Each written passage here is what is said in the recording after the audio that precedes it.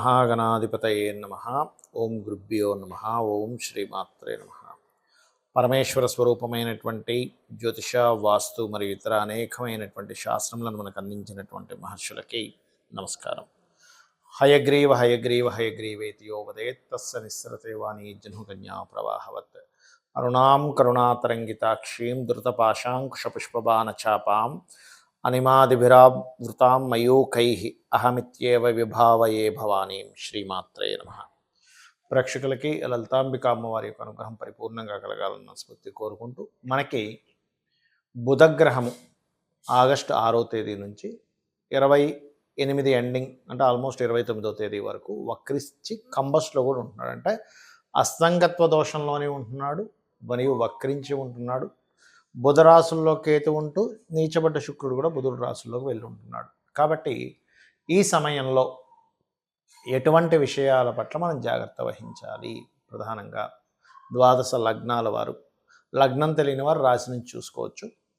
అదేవిధంగా ఏ జాగ్రత్తలు తీసుకోవాలి, ఎటువంటి పరిహార మార్గాలు చేసుకోవాలనేది తెలుసుకోండి. అదేవిధంగా ఇక్కడ కేవలం రాసే కాకుండా జనరల్గా కూడా అసలు బుధుడు ఇచ్చేటువంటి ఫలితాలు ఏమిటి, బుధుడు ఇచ్చే ఫలితాలు ఎటువంటి ఇబ్బందులు పడతారు జనరల్గా అనేటువంటిది కూడా వీడియో ఎండింగ్లో చెప్తాను. కాబట్టి వీడియోని ఎండింగ్ వరకు చూడండి.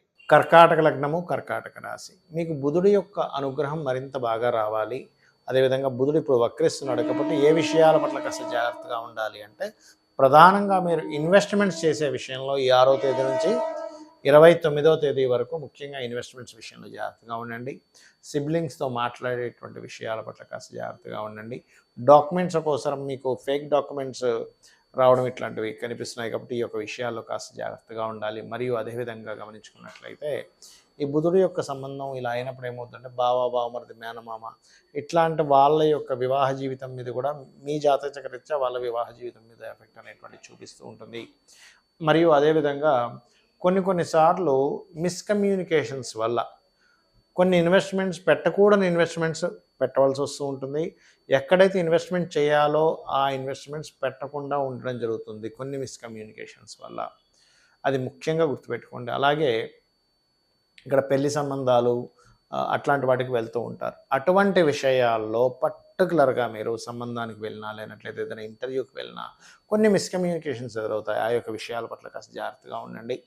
అదేవిధంగా ఇప్పుడు విదేశాల్లో ఉండేటువంటి వాళ్ళు ఏదైనా సరే ఒక ఇవి తయారు చేయించుకుంటూ ఉంటారు. ఏంటంటే మనకి చూడండి, విదేశాల్లో నివాసం ఉండడానికి లేనట్లయితే విదేశాల్లో సెటిల్ అవ్వడానికి గ్రీన్ కార్డ్ హోల్డర్స్ అంటూ ఉంటారు. లేనట్లయితే సమ్ పేపర్ వర్క్స్ చేయించుకుంటూ ఉంటారు. అటువంటివి చేయించుకునేటువంటి అంశాల్లో కూడా కొంత జాగ్రత్తగా ఉండాలి. అయితే మీరు ఎక్కువగా ఆరాధించవలసిన దేవత ఆరాధన ఏమిటి, అసలు ఏం చేస్తే మీకు ఈ బుధ అనుగ్రహం అనేది బాగా పెరుగుతుంది అంటే, మొట్టమొదటిగా మీరు శుక్ర, బుధ, కేతు గ్రహాల దగ్గర దీపారాధన చేస్తూ ఉండండి. సహజంగానే మీరు స్కందుని యొక్క ఆరాధన, ఓం స్కందాయ నమః అనే నామస్మరణ ఎప్పుడు కూడా బుధగ్రహానుగ్రహం ఏదైనా నెగిటివ్గా వస్తుంది అన్నప్పుడు సుబ్రహ్మణ్యేశ్వర స్వామి ఆరాధన కానీ ఆంజనేయ స్వామి యొక్క ఆరాధన కానీ ఎంత ఎక్కువగా చేస్తుంటే అంత బాగుంటుంది. చాలామంది ఏంటంటే నవగ్రహాల్లో శని భగవాను చూసి చాలా భయపడుతూ ఉంటారు. అమ్మో ఏలినాడు శని, అర్ధాష్టమి శని, అష్టమి శని అని. కానీ అన్నిటికంటే కూడా మోస్ట్ పవర్ఫుల్ ప్లానెట్ శని భగవానుడు. పవర్ఫుల్ కాదని కాదు, ఎక్కువ ఇబ్బంది ఇచ్చేది బుధుడు. ఎందుకు ఏమంటే బుధుడు అంటే మన మీద అందరికీ బుధుడికి కోపం ఉందా అంటే కాదు. బుధుడికి పూర్వజన్మ కర్మను అందించేటువంటి పోర్ట్ఫోలియో వచ్చింది. అందుకే చూడండి, నోరు బాగుంటే ఊరు బాగుంది అంటారు, అవునా?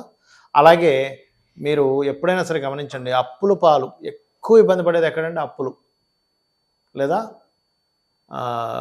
రోగము, శత్రుత్వము. ఈ మూడు ఎలా వస్తాయి? శత్రుత్వం ఎట్లా వస్తుంది మనకి? మనం మాట్లాడే మాట వల్లే శత్రుత్వం వస్తుంది. మనం చేసే థింకింగ్ వల్లే శత్రుత్వం వస్తుంది. ఆలోచన విధానం. బుధుడు ఆలోచనకు కారకుడు, మాటకి కారకుడు. అలాగే బుధుడు అప్పులకి కూడా కారకుడు. ఎవరికైనా సరే ఎక్కువ అప్పులు ఉన్నాయనుకోండి, వాళ్ళకి కారణం ఏమిటంటే వాళ్ళ జన్మజాతకంలో బుధగ్రహం పాడైంది అని అర్థం చేసుకోవాలి. బుధగ్రహం కనుక పాడైందంటే అప్పుల మూలంగానే ఇబ్బంది పడతారు. ఇది గుర్తుపెట్టుకోండి. అప్పుడు ఏం చేయాలి? ఓం అపర్ణాయే నమః అనే మంత్రం ఒక 40 మినిట్స్ చేయండి రెగ్యులర్గా, మీకు ఖచ్చితంగా బాగుంటుంది. దీంతోపాటు ఇంకొక మంత్రం ఉంటుంది, అంటే ఫైనాన్షియల్ గ్రోత్కి. ఓం సంపత్కరీ సమారూఢ సింధుర వ్రజ సేవితాయే నమః, లేదా ఓం ధర్మాధ్యక్ష ధనాధ్యక్ష ధన ధాన్య వివర్ధిని నమః చేయండి. ఖచ్చితంగా బాగుంటుంది. అలాగే ఇక్కడ మరొక విషయం ఏంటంటే, ఈ యొక్క బుధగ్రహానికి సంబంధించినటువంటిది ఎవరికైనా సరే జన్మజాతకంలో బాలేదు, అలాంటప్పుడు వాళ్ళ పేరు మీద అగ్రిమెంట్స్ ఉంచకూడదు. షేర్ మార్కెట్ జోలికి అస్సలు వెళ్ళకూడదు. బుధుడు పాడయ్యాడు అనుకోండి, ఎవరి జన్మజాతకంలో అయినా వాళ్ళు షేర్ మార్కెట్లోకి వెళ్ళారా అయిపోయింది వాళ్ళ పరిస్థితి. Because of share marketing related సంబంధించిన వాటికి బుధుడు కారకుడు. బుధుడు ఎవరి జన్మజాతకంలో అయినా లగ్నాధిపతి అయ్యి లేదా లగ్నంలో ఉండి మంచి పొజిషన్లో ఉన్నారంటే వాళ్ళు అపర మేధావులు అవుతారు. అందుకే చూడండి చాలా మటుకు మిథున లగ్నం వారు, కన్యా లగ్నం వారు మంచి, అంటే వాళ్ళకి మిథున లగ్నం వాళ్ళకి ఏంటంటే తెలివితేటలు బాగుంటాయి, ఎప్పుడు కూడా నాలెడ్జ్ గెయిన్ చేసుకుంటూ ఉంటారు. కన్యా లగ్నం వారు మేనేజింగ్ ఎక్కువగా చేస్తారు. అంటే బుధుడు కనుక బాగున్నాడంటే మేనేజింగ్ స్కిల్స్ ఖచ్చితంగా పెరుగుతాయి, అందులో ఎటువంటి సందేహం లేదు. మరి ఈ బుధగ్రహం యొక్క శక్తి తక్కువగా ఉంది. చాలామంది ఏం చేస్తారు తెలియక, బుధుడు తక్కువ నాకు లోలో ఉన్నాడండి అందుకని నేను పచ్చబెట్టేసుకుంటా అంటారు. అది తప్పు. ఎప్పుడు కూడా బుధుడు పాడైతే ఆ రత్నం ధరించకూడదు. ఎందుకు? ఇప్పుడు చూడండి, చిన్న ఎగ్జాంపుల్, ఇంట్లో మనం కొన్ని కూరగాయలు తెచ్చుకున్నాము, ఆ కూరగాయల్లో కొన్ని పాడయ్యాయి. పాడవగానే మనం ఏం చేస్తాం, పాడైన కూరగాయని తింటామా, అమ్మో పాడైందని పడేస్తామా? పాడేస్తాం. పాడైనటువంటి వస్తువు మనం తినకుండా పడేస్తాం, ఎందుకు? అది మన బాడీకి ఎఫెక్ట్ చేసే ఛాన్స్ ఉంటుంది. అలాగే ఏదైనా ఒక రత్నము పాడైనప్పుడు పెట్టుకోకూడదు. మరి ఏం చేయాలండి? మీరు ఒకటి గుర్తుపెట్టుకోండి, మీరు పెట్టుకోకూడదు కానీ దాన్ని దానంగా ఇవ్వచ్చు. అంటే అలాగా మీ ఇంటికి దగ్గరలో ఏదైనా ఆలయాల్లో ఏదైనా ఉత్సవాలు జరుగుతున్నాయి, ఏదైనా హారం తయారు చేపిస్తుంది, అప్పుడు పచ్చని పెట్టి హారం తయారు చేపించి ఇవ్వండి.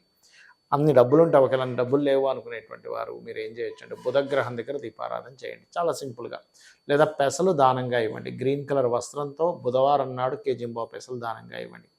గోవులకి గ్రాసము మరియు గోంగూర, ఆకుకూరలు లాంటివి తినిపించండి. బుధుడు బాగా పాడయ్యాడు మీ జన్మజాతకంలో, మీరు పెసరపప్పుతో సంబంధించినవి తక్కువగా తింటూ ఉండండి. గ్రీన్ కలర్ వస్త్రాలు ఏదైనా ఇంపార్టెంట్ విషయాలకు వెళ్ళినప్పుడు వేసుకోకండి.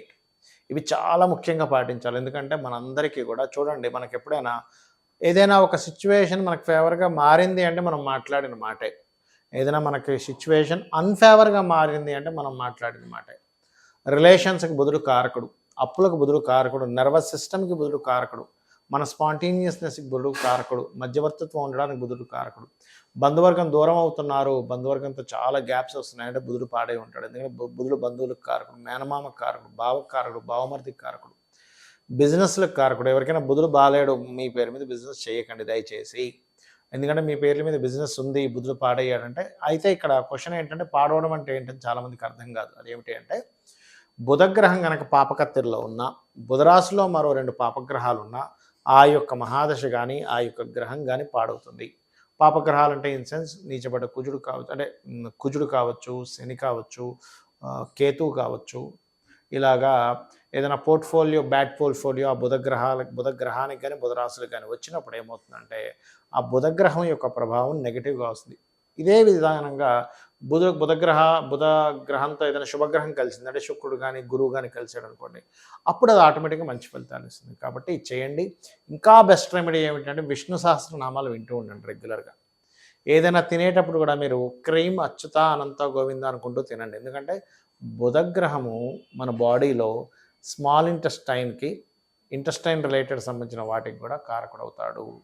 కాబట్టి బుధగ్రహం పాడైంది అనుకోండి, వాళ్ళకి లోపల కూడా ఎలా ఉంటుందంటే గట్ రిలేటెడ్ సంబంధించిన ప్రాబ్లమ్స్ రావడము, గట్ హెల్త్ పాడవడము, అలాగే అరుగుదల, ముఖ్యంగా రవి కూడా పాడయ్యాడు అనుకోండి, సింహరాశిలో ఉండే పాపగ్రహాలు పాడై రవి కూడా పాడైతే ఇబ్బంది వస్తుంది. కొంతమందికి బుధుడు రవితో కలిసి ఉంటాడు, బుధాదిత్య యోగం అంటాడు.